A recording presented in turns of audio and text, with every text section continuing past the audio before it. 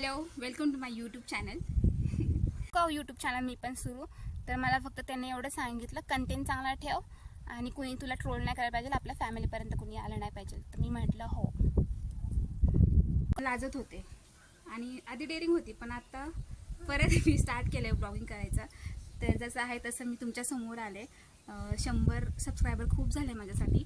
आणखीन मला असंच पुढे जायचं आहे, त्यामुळे तुम्ही माझ्या चॅनलला सबस्क्राईब. चला तर मग कापण्या करता करता बोलूयात. साहित्य तर तुम्ही पाहिलेच असेल.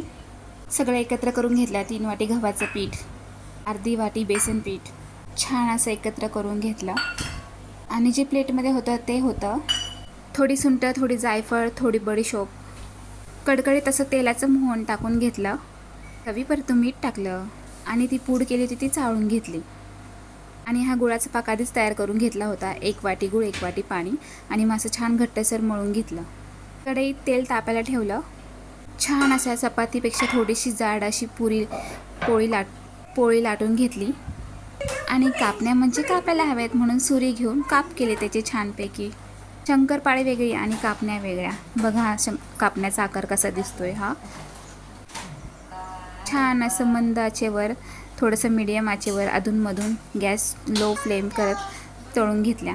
अशा प्रकारे झाल्या कापण्या.